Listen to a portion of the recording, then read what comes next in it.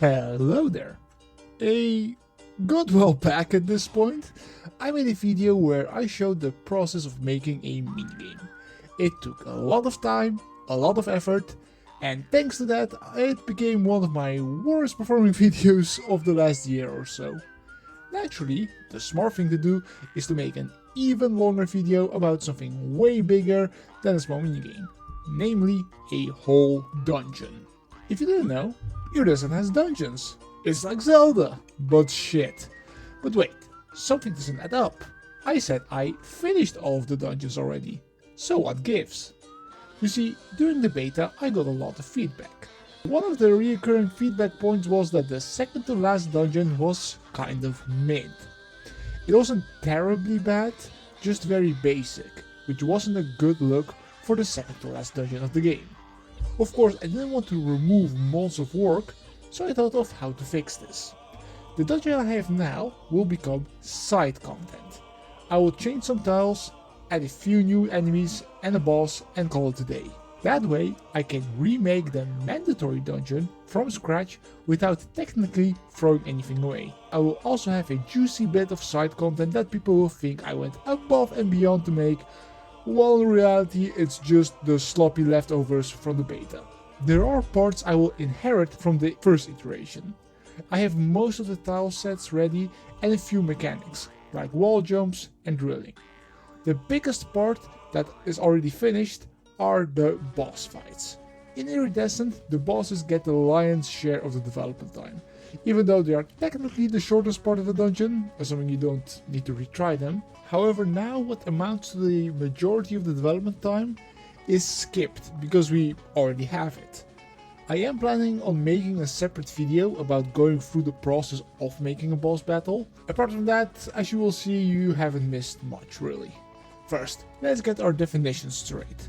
What do I mean when I say dungeon? A dungeon in a game is a segment that leans on all pillars of gameplay in a highly condensed experience, usually with a theme or spin to make it stand out. In human speak, it basically means you get all of the best parts of your gameplay one after the other in rapid succession. So, to make our dungeon we need two things: our strongest pillars and a theme/spin. Let's start with the pillars. We have our strongest pillar, which is the combat, with a specific focus on boss battles. The second strongest would be the puzzles, and at third place I would say platforming. Our platforming isn't bad per se, but it's been built from the ground up to be used for combat and less for traversal. Celeste, this is not. We have a few weak pillars like talking, exploration, and the weakest of them all, stealth. You won't be focusing on any of them. For our theming we actually have two, a more general gameplay theme and a narrative theme. You see, this is one of the so-called shard dungeons. The point of them is to get to the shard guardian and get their shard. I do at least attempt to make the guardians characters with their own struggles that tie into the major themes of the game. The narrative theme of this dungeon is that we do not move on, be it from failure, disaster, or whatever else. The people of this dungeon have a problem, and instead of dealing with it and moving on, they decide to live with the problem, even though they are fully aware it will destroy them. I am trying to keep the details vague, okay? I'm pretty much spoiled the whole game already on this channel, just let me have this, okay? The gameplay theme in turn is about movement. You don't get any new tools this dungeon, so it's all about using them together to clear obstacles. This includes moments where you need to chain specific actions together and use quirks of multiple tools at once to get past. I got this idea from a little demo I played way back when, called Dead Weight by Burner. It's about having a ball and chain attached to you and you doing Smash Bros style combos to get places. I'll link it in the description. So now that we have the basic idea ready, let's actually start developing. Normally, I start with the boss battles. Huh? Okay, hear me out, please. Boss battles are the biggest aspect of the game, and like I mentioned before, get the lion's share of development. The game centers around boss fights. I wouldn't call the rest of the game filler, it has its appeal, the bosses are just the highlight. Of course, there is a utilitarian reason for this. I add unique mechanics and ideas to boss fights to make them more interesting. By making the boss first, I know what I need to teach the player beforehand, so the boss can just test you on mechanics instead of having to teach them first. This also helps me with having a difficulty ceiling, as I can't make anything harder than what the boss asks of you. The second reason is that boss rooms are often unique in size. Having more or less room to do stuff is part of the design. Depending on the boss, it could mean that I suddenly need a way bigger or way smaller room in the dungeon, and that one needs to connect to the rest. The bosses are done already, so here's a short overview. We have Frog. He's big, he has sass, and he will fuck your shit up if you do not haul ass. This boss is about the drill ability. There are also these bombs here that you can use to push the fight faster. After a while, the boss will also throw out their own bombs that you need to dodge. The second on our list is deer.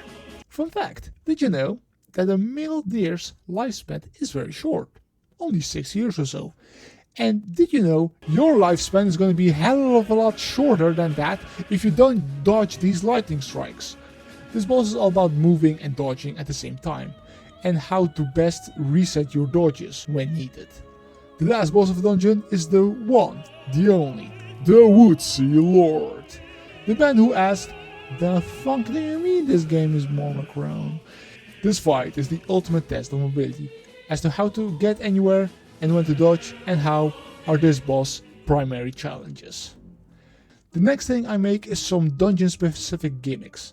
Something that doesn't need to be in the boss fights, yet still fleshes out the gameplay. Think of things like the watch lights in the second shard dungeon, or the moving boxes and light lasers in the first shard dungeon. I know, this is being recorded before the game releases, so get fucked bozo, use your imagination. There are two gimmicks I want to implement, the biters and plane shift. Biters are obvious, we have the bomb from the frog fight, but I want a more active threat when drilling. These biters have to be dodged or played around. Fun fact, the script for how the biters chase you is reused from the enemy script in Super Cold, a game jam game where time only moves when you move, but instead of fighting a bunch of henchmen, you are those henchmen, and you need to work together to beat the hero. The biters also work as roadblocks that can be circumvented with the next gimmick. Plane shift is the end result of me replaying Legacy of Kain and stealing that idea. Also play Legacy of Kain, they are really good games. The basic gist is that you have two types of the same room. They both have advantages and disadvantages. By the way, did I mention you should play Legacy of Kain? The heaven rooms have wall jump walls and drill areas, but also have more environmental hazards and also the biters. And maybe a copy of Legacy of Kain game. The hell rooms don't have any of the things from the heaven room. They even turn these plants into something you can grapple. But every branch you see in the heaven room has collision in the hell room. That includes the ones in the drill areas. Please, for the love of the elder god, play Legacy of... A funny thing is that the hell and heaven rooms have unique enemies, even though this mechanic is brand new. When making the original version of the game, I unintentionally made two types of enemies, ones that are colored and ones that are black and white, so I decided to split them up here as well. When testing these things, don't be afraid to just use random sprites you have on hand. It saves a lot of time, and it could be that you just scrap the idea entirely. It's a good rule of thumb that unless absolutely necessary, do art last. In our case, we do need to make the visuals first to work with the plane shift. I decided to make two separate rooms instead of having everything in the same room. That way it's easier for me to keep instances in check and making sure you never accidentally go from a heaven room to a hell room and vice versa. I also made a second tile set for these hell rooms, which is just the modified heaven tile set. That way I can just copy paste the room, change the tile set and instantly have the exact same room. The downsides are: 1. I need to make all the tiles in any room before making the hell room. And 2, I now have increased my change blast radius. What I mean by that is that if I want to change something in one room, I also need to change it in the other. If it's early on, I can just copy paste again. But if both rooms have been readied already, then that means a lot more fiddling. I can't let you shift at will, otherwise you will get stuck in walls, and I also want to make the puzzles more complex. I made this little guy that you need to parry just to make sure you are always super close and don't have to worry about glitches using longer range weapons. Also, I need to make sure to write where you can shift on the map as to not break some puzzles. Oh, speaking of, this part fucking sucks. I don't know why, but I always procrastinate doing this. I made a full-on secret boss fight just to escape the responsibility of drawing another map. I think it's because no matter what, it always feels wrong for some reason. I make a very basic idea version first, and then add more and more detail. I go through many iterations before landing on the final one, and even that one has scribbles by the end of it. Making a map is necessary though for the kind of dungeon I'm making. I like to keep it interconnected, but it also means stuff needs to line up to not break immersion. When making a map, I make one room that works as the basis. It's basically a standardized Lego block I use. If I want a room that is taller, I need to place a whole nother Lego block on top instead of making it 10% taller or something. Only exception to this rule are the boss fight rooms. By using this Lego block approach, keeping track of where entrances and exits must be is easier, because I can compare it to other Lego blocks instead of having to count pixels. And it is really needed because rooms in this engine are this. Yeah, I have no clue what this is or where it connects to. You see this blue thing? This is the collision that transports you to the next room. And let me tell you, this guy does not give a single fuck. If you want this guy to yeet you to the other side of the continent, you only need to write the right room ID. This piece of paper is the only thing that makes this make any sense, as GameMaker couldn't care less. Drawing the whole map at the start also helps me finding flaws in the flow.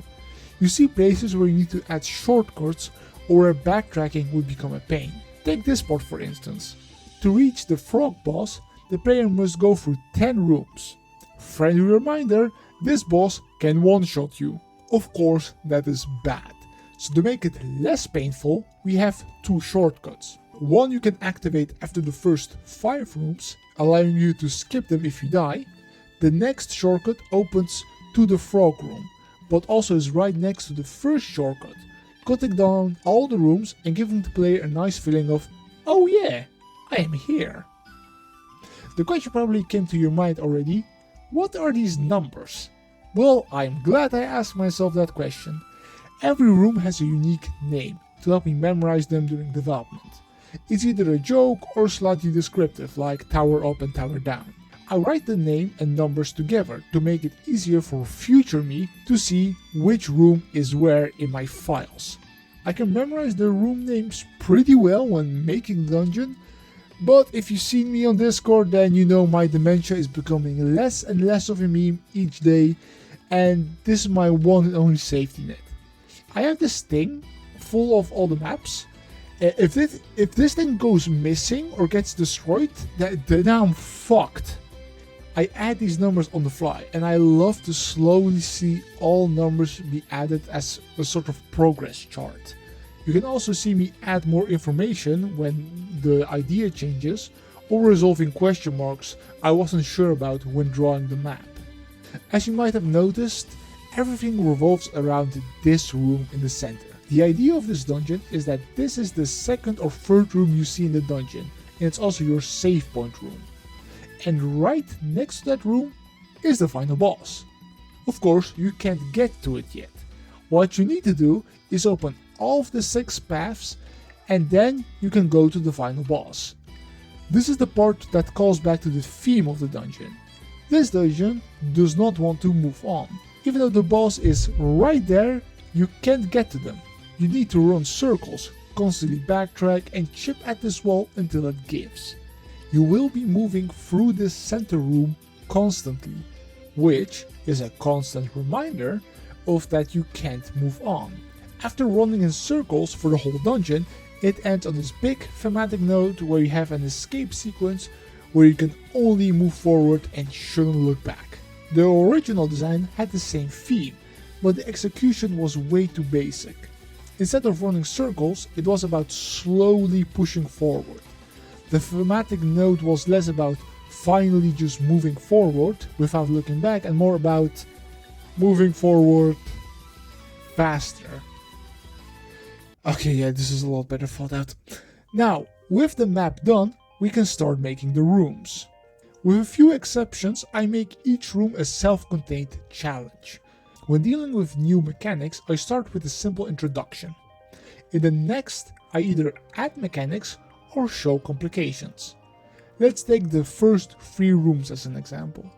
Room 1 shows you biters and also shows you that they outspeed you, so you have to bait them, reposition and clear the room. In the second, you can't clear the room in heaven, so you change it into hell.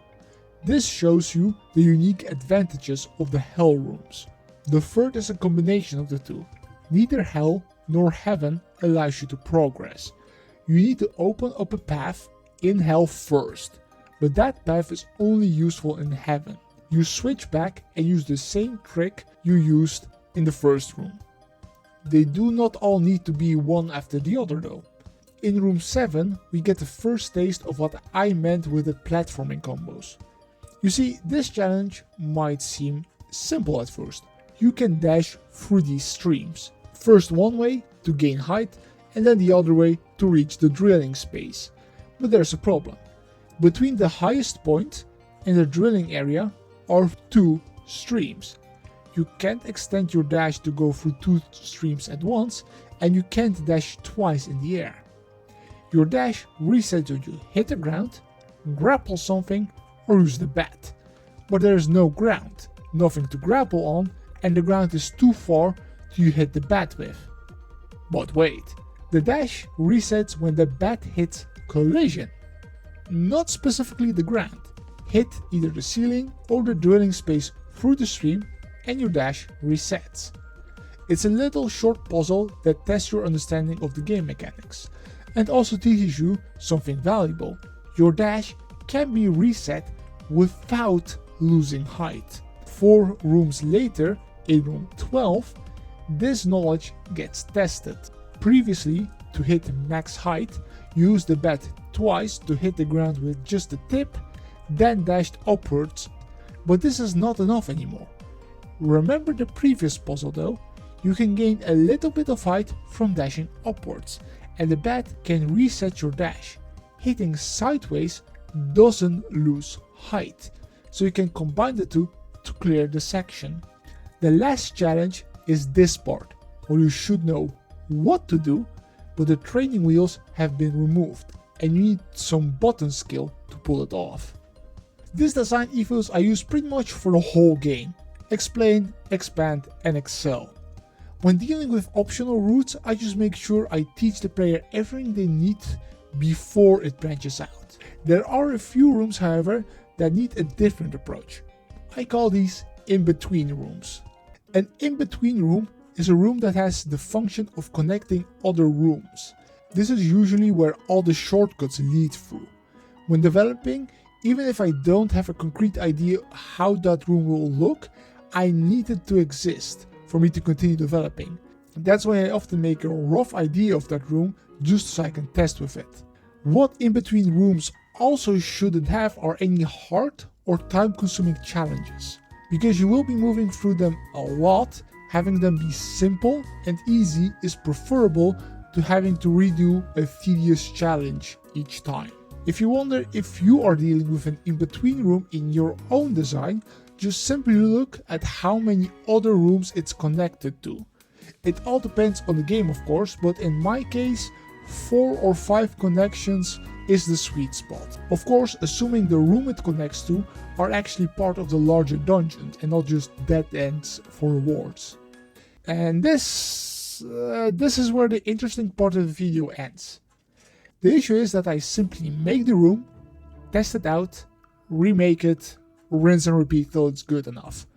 It is not very engaging. The issues I face are usually small oversights, like forgetting to set the right room or not adding the right checks to not mess with visuals. The rest is just ironing out mechanics like biter speed, for instance. Of course, there is occasional bugs here and there, but the none really require much thought. After the room is done, I connect it to the rest of the level using the blue portals, at the end of which I pretty much have memorized the end coordinates for all the rooms without even peeking. There are occasional interesting bits, like me using a separate temporary tile set to keep track of the path in the Hell room while making the Heaven room, or me scouting out possible places to add reward rooms or whole challenge rooms for rewards. Or the very occasional time where I throw something in my Discord in a desperate attempt to get some input. But that's it. Explaining all the code isn't going to work either. In the minigame video it worked, because it was mostly simple and I could nicely build a story around the race looking more and more like a race. Here there was no story to tell. The code is way too complicated at this point to go into, and there were no major setbacks or funnies to share. And here I have to confront an uncomfortable truth about game development. It is really boring to watch. I tried to record as much of it as my storage could handle, and the vast majority of it is me looking at an empty room while my brain burns up trying to think of how to make this anything really. For me, it's very interesting. My brain is constantly active and I'm engaged in thinking how it all will work together. For the watcher, not so much. I thought about thinking out loud, but then I realized I'm using 110% of my brain to make this thing and talking would just get in the way. You know, I don't understand how Pirate can develop and stream at the same time. Oh wait, that's right, he doesn't. There is a funny side effect to all of this, however. You see, I am recording all this with the built-in recording settings from Windows. I like that I just hotkey it and have it ready, and I don't feel like bothering with setting that stuff up for OBS. Somewhere along the line, though, I fucked something up in my settings. Normally it only records the sound of the tab that is being recorded, but for some reason it recorded my whole PC. That means you can hear the random shit I was listening to while my brain was melting out of the side of my head while trying to figure out how to make the current room. Enjoy these choice snippets. Which is actually not true. Rose-Chew did actually have a penis because Chris would retroactively make Rose-Chew transgender years later.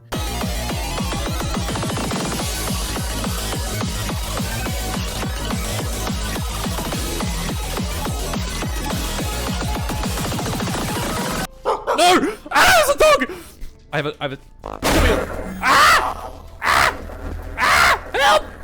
Help! Ah!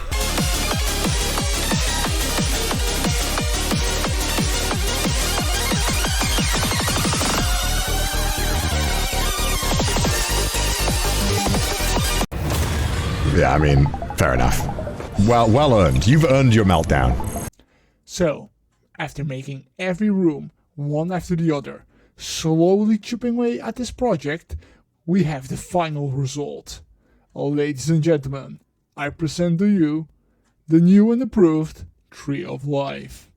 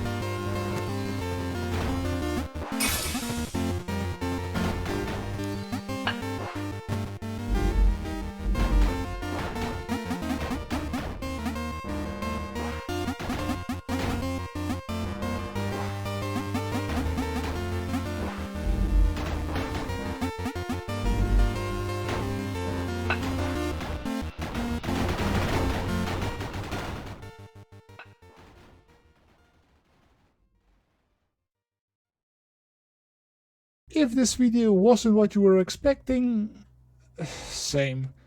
I think a whole dungeon is just too big to really go over.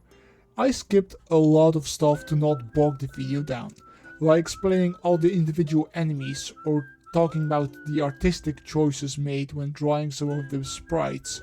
I would need to go so much more in depth about other mechanics and lore, to the point that I basically have to explain the whole game till that point. I made this video because I promised, but in the future I will choose more focused topics like minigames or boss fights. Maybe very specific scenes if that's interesting. I doubt I will make this channel go into the direction of having only these edited videos, because as I mentioned, there isn't that much worth showing in the game development process. When people think about looking into the development process, they probably expect to see unused maps and how the game slowly turns from placeholder assets to finished product, how things change over time and what ideas got scrapped. In reality, that is a very small part of development. Look at the Half-Life 2 documentary, for instance. The game took 5 years to develop, and all of it was condensed into a 2-hour video. And even there, a good chunk of it was talking about the drama at the company and the creation of Steam. There is this guy in the video who deadass says that figuring out how eyeballs worked took him months. A video about the creation of that software would just be a short explanation of what they did and what the end result of it was. All the trial and error, all the thinking and fiddling, none of that works for a video, and yet that was the majority of what happened during the creation of the dungeon. I do find it funny that my takeaway from making videos sharing my hobby is that the vast majority of it isn't all that interesting to listen to. That was about it though. Boss video someday. I really have no clue when. I have a bunch of stuff to do and a lot of real life stuff that is happening, so expect shitpost videos for the time being. Now, fuck off.